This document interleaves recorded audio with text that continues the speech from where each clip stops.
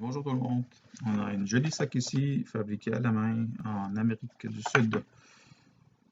Alors, ils ont fait un bel travail de tressage ici tout au long. Et la ganse est également attachée avec le tressage, c'est-à-dire ils ont fait des gros trous jusqu'en haut ainsi que sur la ganse. Et ça fait que ça affaiblit et ça déchiré comme ça.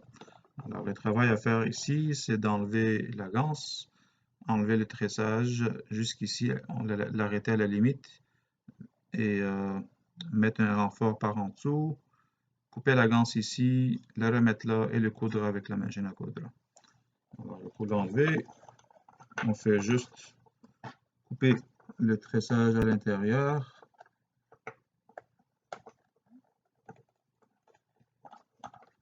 Comme ça, on coupe, on enlève et je vous reviens. Alors le voilà, le tressage est enlevé. Il faut le nettoyer l'intérieur. Alors on va le faire de manière que de coller ça, les cuirs qui restent, on va les coller par l'extérieur, ici comme ça. Et la ganse est à couper tout droit. Et le bout du tressage qui va rester là, on va venir l'attacher dessus. Comme ça reste en dessous, ça va l'attraper, ça va empêcher de continuer à défaire. Comme ça, on va la coller puis le coudre.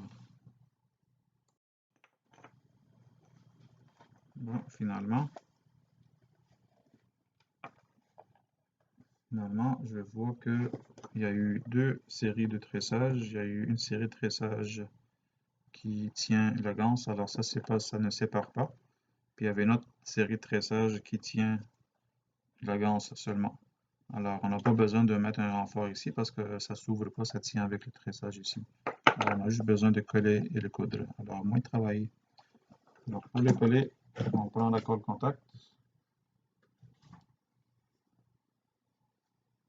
On en met librement, juste pour que ça tienne en place. C'est pas la colle qui va le tenir, c'est juste le tenir en place pour que je puisse le coudre dans la machine. On met la colle ici.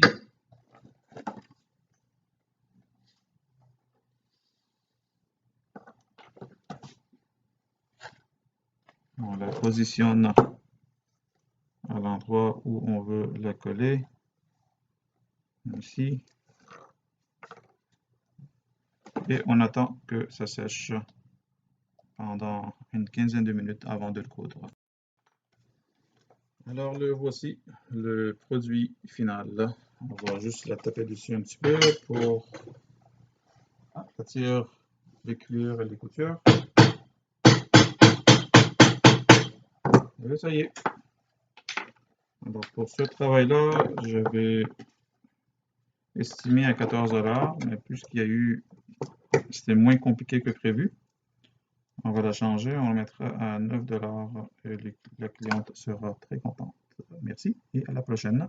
Si vous voulez avoir des vidéos sur des sortes de réparations particulières, par exemple des talons, des semelles, des doublures, ce qui vous rend curieux et curieuse à savoir comment on la répare, vous pouvez me l'annoncer sur les commentaires de cette vidéo-là et ça me fera plaisir d'en faire une. Merci, à la prochaine.